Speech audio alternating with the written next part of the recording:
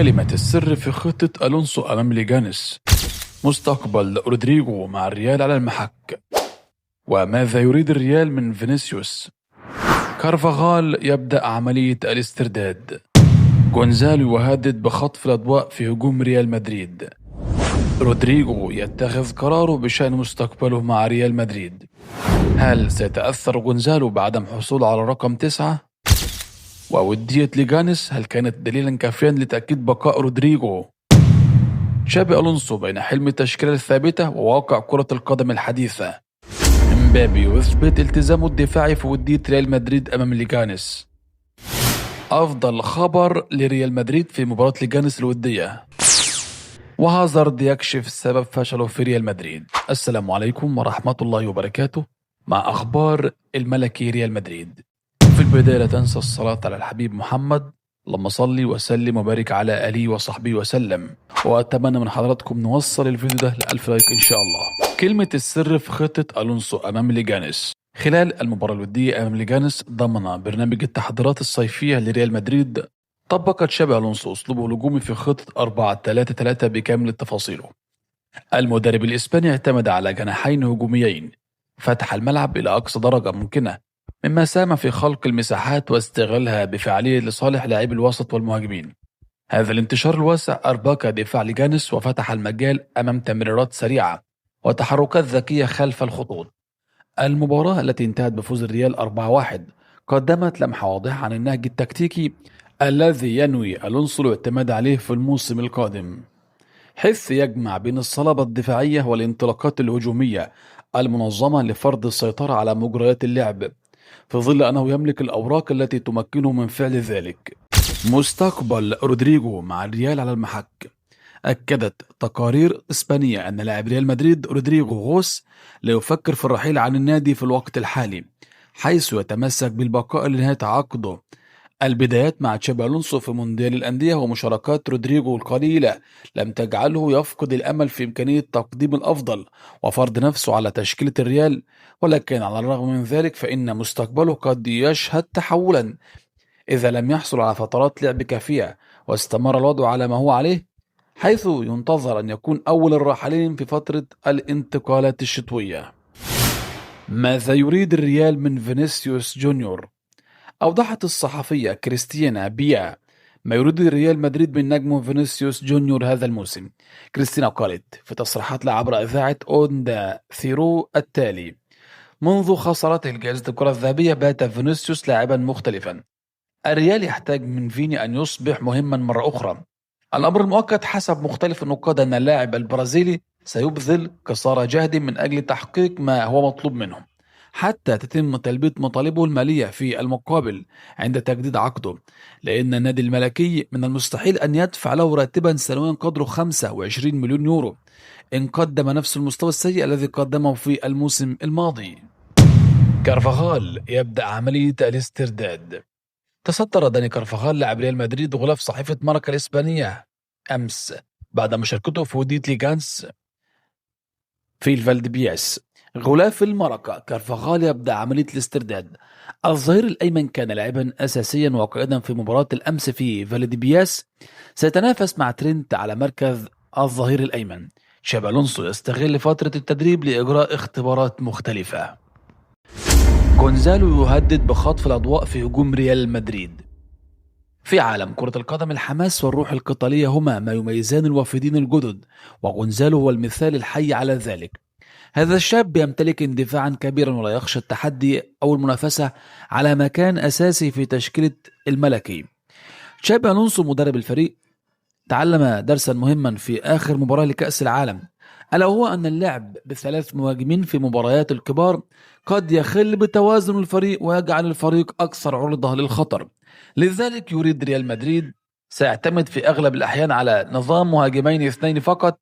هنا يبرز دور غونزالو الذي أثبت بالفعل أنه قادر على اللعب بفاعلية في هذا النظام. عندما يمتلك الفريق ظاهرين مثل ترينت ألكساندر وكاري راس اللذين يتقدمان كثيرا ويسددان كرات عرضية دقيقة داخل منطقة الجزاء، يصبح وجود مهاجم ذكي يتحرك بسرعة ويعرف كيف يفتح المساحات ويضغط على الدفاع ضرورة حتمية. غونزالو رغم صغر سنه أظهر براعة واضحة في هذا الدور، حيث يمتلك القدرة على التمرير والتسديد بكلتا قدميه والرأس أيضا، ما يجعله مهاجما متكاملا ومصدر تهديد مستمر. وبينما يحتل مبابي وفينيسيوس مراكز أساسية في التشكيلة، فإنهما قد يضطران أحيانا لتأدية دور الهداف التقليدي، هو ليس المجال الطبيعي لهما. وهنا تكمن الفرصة لغونزالو الذي لن يتردد في المنافسة ولن يمنح مكانه لأحد بسهولة، ليضع المدرب أمام خيارات صعبة ويجعل المنافسة على المراكز أكثر إثارة. هل سيتأثر غونزالو بعدم حصوله على الرقم 9؟ أكدت إذاعة أوندا ثيرو أن لاعب ريال مدريد الشاب تفاجأ من عدم حصوله على رقم 9 كما كان متوقع. الصحفي ألبرتو بيريا قال عبر إذاعة أوندا ثيرو: حتى هذا الصباح كان غونزالو هو صاحب الرقم 9 في ريال مدريد، لكن بمجرد جلوسه في غرفة تبديل الملابس اليوم ورؤية رقمه لم يفهم أي شيء. جماهير ريال مدريد ترى أن هذه القضية قد تسبب توترا طفيفا داخل غرفة الملابس، ولكن من غير المتوقع أن يؤثر هذا على لاعب الأكاديمية الشاب. إعطاء الرقم 9 لغونزالو كان سيضع ضغطا كبيرا على صاحب 21 عام نظرا لتاريخه، والذي قد يؤثر على أدائه إذا لم يدار بعناية. لهذا قد يكون هذا القرار في صالحه لإبعاده عن الضغوطات في بدايته مع الفريق الملكي. ودية ليجانيس، هل كانت دليلا كافيا لتأكيد بقاء رودريغو؟ تحدث الصحفي ألبرتو بيريرو عن مستقبل النجم رودريغو غوس مع ريال مدريد. ألبرتو قال في تصريحات له عبر إذاعة أوندا ثيرو: رودريغو كان هو قائد الفريق في الشوط الثاني من مباراة ليجانيس. هي إشارة منه لأن منح اللاعب البرازيلي شرط القيادة في هذه المباراة كان بمثابة رسالة واضحة من المدرب تشابي ألونسو، مفادها بأنه مستمر مع الريال ولا مجال الحديث عن رحيله. تشابي ألونسو بين حلم التشكيلة الثابتة وواقع كرة القدم الحديثة. قال الصحفي توماس: أرى أن تشابي ألونسو سيواجه تحديا حقيقيا في ترسيخ ولاء اللاعبين لتشكيلة أساسية ثابتة. العمق الكبير في قائمته وجميع البطاقات ال25 مشغولة حاليا، ومتطلبات كرة القدم الحديثة البدنية تجعله عاجز عن تكرار نفس التشكيل كل 3 أيام. ومع ذلك لا يسعني إلا أن أتخيل الرهان الأساسي للمدرب الباسيكي مع بداية الدوري أمام أوساسونا أو في مباريات كبرى مثل الكلاسيكو وديربي مدريد. بالنسبة لي الأسماء الثابتة ستكون كورتوا، ترينت حتى يتعافى كارفاخال، هويسين، كاريراس وفالفيردي وبيلينغهام عود سريعا يجود بيلينغهام، امبابي وفينيسيوس، وأبقى فقط إيجاد مكان لمستنتانو الذي أتطلع بشغف لرؤيته. أعترف أنني أحن لزمن كانت فيه التشكيلة الأساسية أمرا بديهيا لا تتغير إلا بسبب الإصابات. كنت أستمتع بترديد أسماء لاعبي ريال مدريد من الذاكرة، وأول تشكيل رسخ في ذهني كان في السبعينيات ميغيل أنخيل وسول بيري ودولبوسكي ولاعيبة آخرين. وقتها حتى حراس المرمى لم يتناوبوا إلا اضطرارا، وكان الحفاظ على التشكيلة أمرا شبه مضمون. أما اليوم فتشكيلة ثابتة تبدو لي أقرب إلى الخيال. هل أنتم معي في هذا الأمر؟ امبابي يثبت التزامه الدفاعي في ودية ريال مدريد أمام ليجانيس. أثنى الصحفي رودرا على يد النجم الفرنسي كيليان امبابي خلال مباراة ريال مدريد أمس، مؤكدا أنه لعب بشكل جيد للغاية وقد ساهم بوضوح على الصعيد الدفاعي.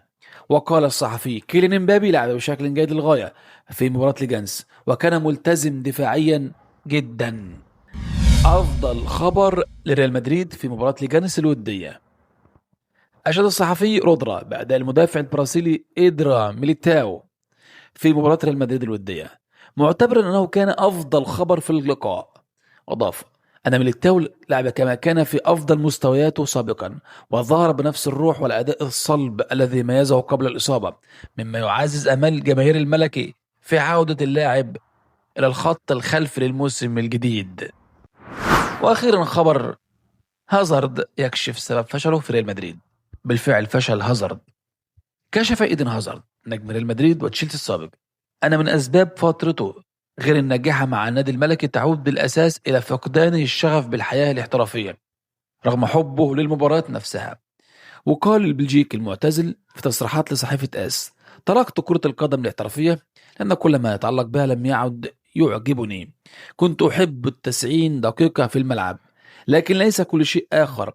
السفر وجلسات التدريب التي لا تنتهي ووسائل الإعلام وأوضح أيضا هازارد: المدربون الآن يعملون أكثر من اللاعبين ودائما أمام الكمبيوتر مع مساعديهم، وهذا لا أحبه.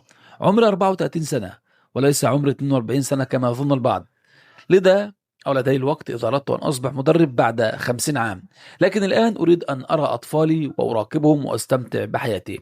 لوك مطلق الحرية يا إيدن هازارد. في الختام لا تنسوا الصلاة على الحبيب، اللهم صل وسلم وبارك على نبينا محمد وآله وصحبه وسلم. متنسوش بقى تعملوا لايك علشان نوصل الفيديو ل1000 لايك، أتمنى إن شاء الله، وأشوفكم في فيديو قادم، والسلام عليكم ورحمة الله وبركاته.